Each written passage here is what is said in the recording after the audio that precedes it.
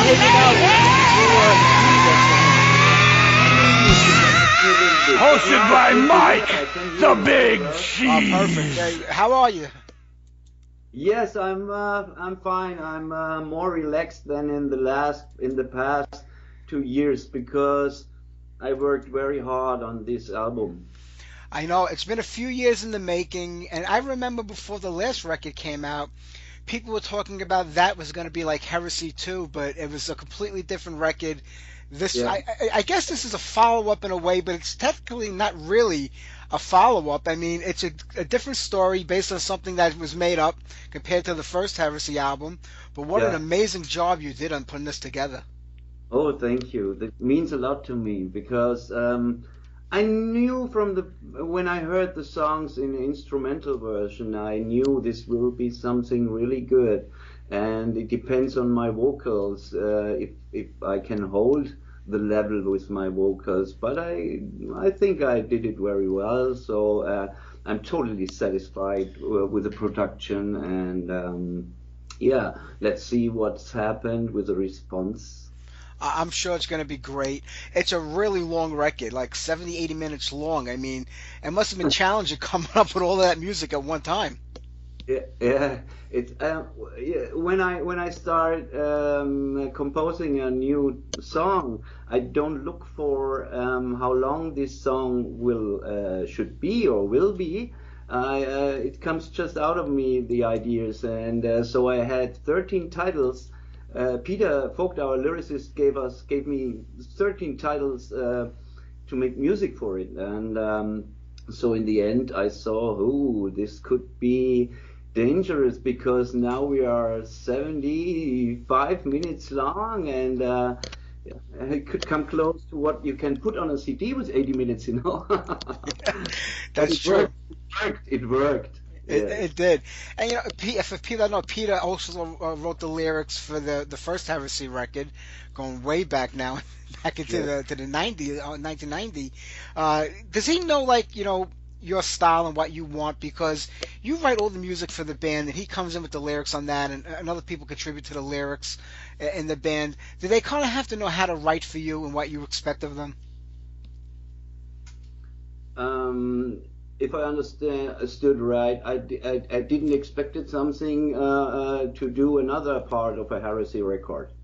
I was in contact to Peter over all the years, and a couple of years he told me that he wrote a story which would be interesting for another part of of a Heresy, yeah, a record. And I said, I work for Pangea right now, and it doesn't fit now. But when I'm finished with that, it's very interesting to us, so we could realize this. And I started in 2019 with writing songs for it, and since then we worked on the record. Yeah. Is there any rush on getting music out? Is it important to keep records coming out every? I mean, you know, back in the '80s, you know, a band would release a record and then go on tour, release a record, go on tour. That was the pattern back then. But you also had labels funding the band and the music, and it was a little different time back then. Is there any rush to get new music out now every other year, every 2 years, or is it just whenever you feel like it's the time is right, that's when you put out the record? Yeah, yeah, it's something like that. Okay, sometimes if I had not enough money, I had to do a full-time job, and then I had to do a break. Yeah. But in general, I need a little bit motivation to write songs. The right time must come. Otherwise, I play guitar, and it's getting boring because I have no. If I have no ideas, then I always want to do the best, and this is something what comes from. It's an automatic process. If I feel the right time is coming, then I sit down, and then if I start writing one song, I write a whole record. Yeah, you know, I always felt that Paradox were one of the most consistent bands, you know, out there. If you go back to the very beginning with Project of Imagination, at least on record, there were demos out before then, and the band goes on years before that as Overkill and Warhead. But when it became Paradox, you kind of took over the writing of the band, and the fact that you also are the singer of the band, I think that's what kept it consistent. But does there ever come a time where you feel like you want to just step back and maybe let somebody else handle the writing, or do you feel like it's your responsibility? um, if I'm honest, I don't wanted to sing in that band. We always searched for a singer in that band because I thought I'm not good enough for this, and but it didn't work out. And from record to record, it's very important for a band to have one singer and not a lot of changes of singers because the identity of a band goes lost. And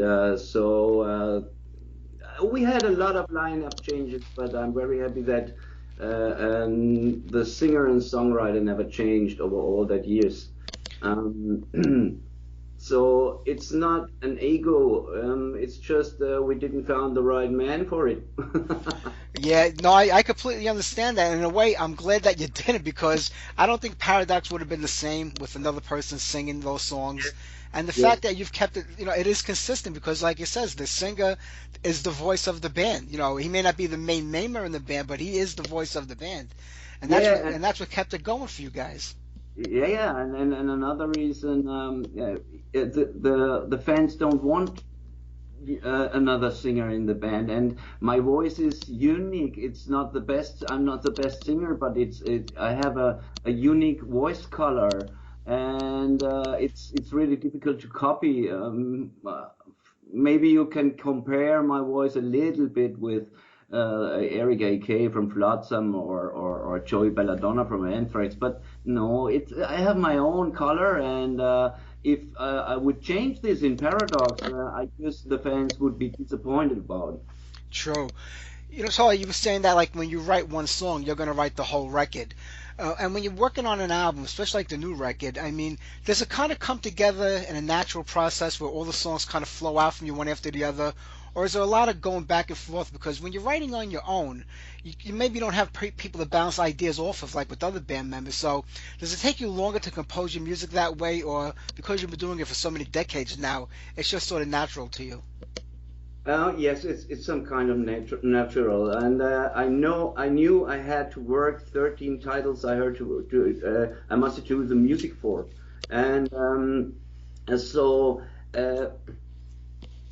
the time was coming when I said now I take a half-year break to write just writing songs.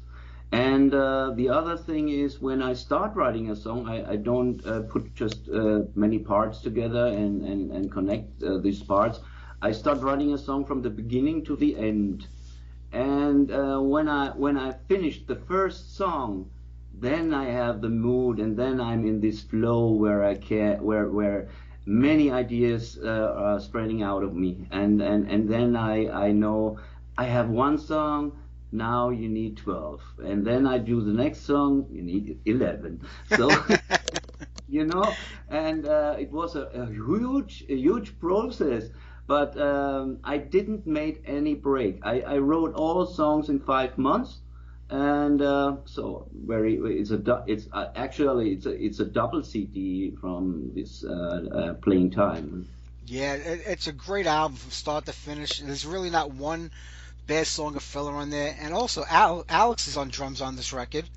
Yeah. First one back since God, I don't remember. I think it was 90. It was after Heresy, maybe Collision Course. 90, Heresy. 1991, he sold his drum set and quit the drums. And on the last album, Pangea, he was sitting next to me because he's my best friend in private. And he was sitting next to me and he asked me, "Hey Charlie, what do you think? I have so mood and fire in me to start playing drums again. What's your opinion about?" And I said, "Yeah, why not? Let's search a rehearsal room and then you start playing drums again, and the doors are open." And he did, and he rehearsed like a maniac. He went in the rehearsal room each day, playing hours long drums. And now he's better than he was back then in the 80s. Yeah, he sounds great on this new record. I mean, were you a little concerned because he hasn't played drums in a very long time? Were you worried about it coming back to him, or when you heard him play, you kind of realized, it's there, he has it again? Yeah, yeah, okay. We went together in the rehearsal room because, as I mentioned, we are best friends together and we meet each week, all over all that years. And so it was like the first time when we rehearsed, it was like nothing happened in between, because we had some kind of blind understanding. When I play guitar, he know exactly, oh, now this part must come. I must play this one, and I must change this part and stuff like that. So it was very easy, and we did videos and analyzed the videos if he is good enough for this, and he was really. Yeah, he sounds great on the record. I think it was back in 2012, maybe around Tales of the Weird, when you had heart problems and you had to go in for surgery. I mean, and I know it took a long time to recuperate from that and to get better. But did you think during that time that it was done, that you weren't going to play no more? It might have been possible, because of your physical health back then. Yes, yes, yes, yes. I still have when in terms of live concerts. Um, I'm always yeah. I have to think about what my body, if my body works for this, and it's 9 years ago, and I still have mental problems. Psychologic wise. Yeah. Sometimes I have panic attacks and stuff like this. Um, but the music helps me because um, when I'm writing songs, I'm so focused on this that I have no thoughts for negative things in my head, and maybe it could be that this dark sounds on that record was a bit something what comes out of me psychologic wise. So that's why many melancholic parts on this album, many atmosphere. Um, yeah, yeah, I have to work with it, still to work with this surgery I had, but my doctor said I recovered very well. So Oh, that's yeah, great. It's funny, as we get older, the things that we have to think about and focus on. Like if this, God forbid, had happened back in 1986, you'd probably be out there playing the next day after coming out of the hospital. But as we get older, things start to change and we think about it more, and it affects, I guess, yeah, every part of our life. yeah, yes, yes, yes. Many things changed in my head. I remember when I started with Paradox, the first years, all what we wanted is getting big, successful, and getting known, popularity.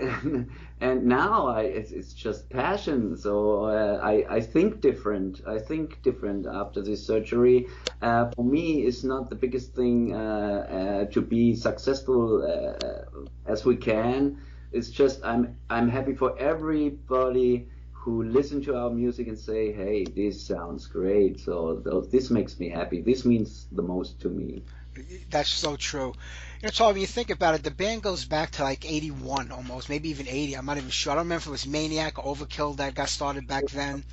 But Yeah, started Overkill in '81. 81 Overkill, I mean, the whole heavy metal scene back in 81 was relatively new. I mean, we had the new wave of British heavy metal taking place over in England in the late 70s, Yeah, 79 maybe. But, think about what you were doing back then so early on in the scene. You guys were definitely, like ahead of the curve with compared to a lot of bands were doing. it was we when we started this, we were metal lunatics. We were fans. We went to each concert we could go. We listened to Motorhead, Ace of Spades, Overkill. That's why the Yeah. first name of the band. We were big fans of this. And when all our friends went to parties, we went in the rehearsal room each day, and 5 days a week, and that's why when we started, we couldn't play our instruments. Axel didn't play drums, and I didn't play guitar. The only thing I did was playing drums in school. I was a drummer. So when we started, it took just 5 years to get a worldwide record contract with Roadrunner Records from zero in 5 years. So you can see what you could reach if you believe in what you are doing. And if I remember to come back to the question, if I remember that times, this enthusiastic feeling we had to play the same music than our idols, but we never thought that we getting known somewhere in that time when we started in '81. Yeah, I mean, when you think about it, 5 years wasn't a long time. I mean, I think Warhead was the last incarnation of the band before it became Paradox, and Roadrunner being one of the premier underground labels back then with like worldwide distribution, that was a big step. Yeah, this was, we thought we are in a wrong movie because when we recorded our first demo tape, it was not our official first demo tape. We had 2 microphones when we rehearsed, and we recorded this in the rehearsal room live, just for us. And a buddy of us who made regional concerts here, he said, "Hey, give me this tape. I will send it to magazines." And we said, "No, no, no, no." And he sent it to magazines, and then we get overnight. It was an overnight sensation because we get articles, best demo of the year, best demo since years, and then we get a record contract with Roadrunner all overnight. Other labels called me up on the day when this Metal Hammer magazine was released, and so it was like a rocket, and we thought, no, we are not so far than these people talk about us, because we are in the beginning. But it was the right time, because we did this record, and it was record of the month, and we was on top. Rank one, before Judas Priest, before Ozzy Osbourne, and wow. And we said, what's going on here? Yeah, that's an amazing feeling. And when the record came out, I mean, people look back on their debut records 30, 40 years later, and they always find problems with them, things that they didn't like, things they wish they could have changed. Do you ever feel about that way with Product of Imagination? Oh, I don't know if I understood right, but when this record came out, I don't thought that this record is so good in compared to all our American idols. So for me it was, we were proud to get so many good reactions, response of this album. Newcomer of the year in Germany, and wow, and international together with Testament, and their first record, and so we were totally surprised. So totally surprised, yes. But we were in the bus. We were in the bus, and we must drive with it. And you did, because, right after that comes out Heresy, which I think everybody would say is probably the band's premier record, but it was also the last record from that era of the band.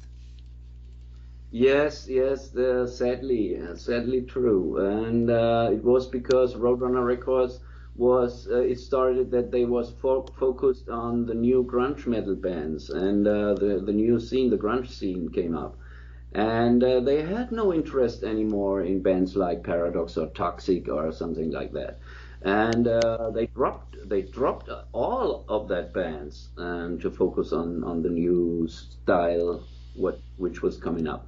And so we lost our record contract, and I remember when Axel said to me, "Hey, we reached a lot, but I have no mood on this music business anymore, and let's take a break." And but then I don't know. We did a lot of the songs. We wrote a lot of the songs of Collision Course, which came out in 2000. We wrote most of that album in 1991. We still had it in our shelves, these songs. We made a demo tape of this in 1991 with most of the songs of Collision Course. Yeah, and you know what? Nobody would know the difference between, Heresy, Collision Course, Electrify, because I think the band's music is so consistent. You wouldn't know that songs were written 10 years previous to that or later because you've kept the band in that direction from day one, I think. Yeah, this is, I guess the reason for is the rhythm style. This is just my style, how I composed songs, and nothing changed in all the years. If you listen to the new record and you would put out all harmony vocals and all guitar harmonies, and listen just to the drums and to the rhythm guitar, you would hear a totally old school record. And so time has changed, and I wanted to don't wanted to copy myself and do with the new album the same what I did 1989. It would be possible because I'm be able for to write old school lyrics, old school rhythm guitar, so that would not be the problem. But you want to develop by yourself as a componist, and that's why Paradox sounds nowadays like it sounds. Yes. True.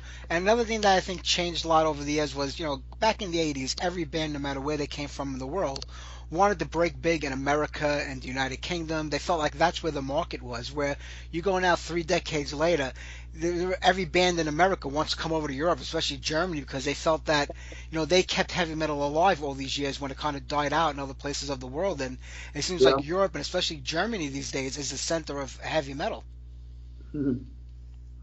But I tell you the truth, for me, the center of heavy metal is USA, because and England, the mother countries of my what I like, what bands I like from my idols. They come all from USA or from England, and in Germany, I know we have Wacken Open Air, the biggest festival. Everybody wants to come to us. I remember when I talked to Tamara Byron, who managed, well, I guess she managed Heathen, and I talked to her a couple of years ago. Could you do something for us in the States? And she said to me, "No, Charlie, I can't do something for you in the States because heavy metal is in Germany and you live in Germany." So yeah, it's true that we have a lot of record companies, record labels, a lot of bands, a lot of good bands, and big press. And but I guess I'm well. I'm a fan of U.S. metal, Bay Area metal. Testament, Heathen, Forbidden, Exodus, countless, and of course are also Anthrax from New York. So Overkill from New York. Yeah.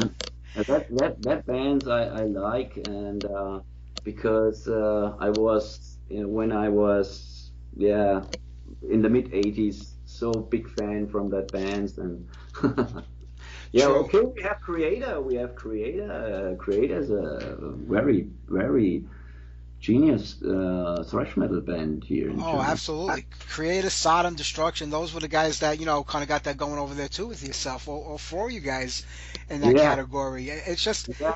Schmier is a big, big body of friend, and we talk a lot, and we send us our CDs, and I'm very proud because for me, he's a hero. And now we play in the same, in the same scene. We would play music together, so makes me happy. that's great. Anything on the live front that come? I know it's hard right now with this, with the COVID and the pandemic. It's hard for bands to get out and do anything. But do you have anything lined up that you might be able to get going this year as far as live shows? Because the record's been out a week now officially, and it'd be nice to get out there and play behind it if you could. Well, it depends on how my health issues are okay. And what we did is we talked about that we wanted to see how the response of this new album is. And if we get a great offers, why not? So it depends on what, yeah, if Wacken Open Air or I don't know. Paradox were never a touring band in the past, so we made albums, but we made a lot of single shows, and all over Europe. Once we were booked on Prog Power USA, but we must have canceled I because know. of, I was looking yeah, forward to that.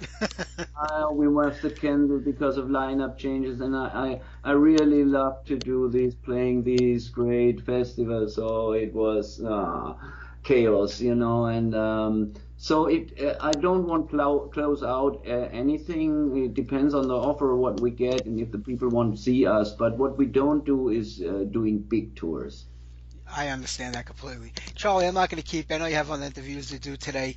Heresy 2, End of a Legend. Thank God it's only the end of the Heresy Legend, not the end of Paradox.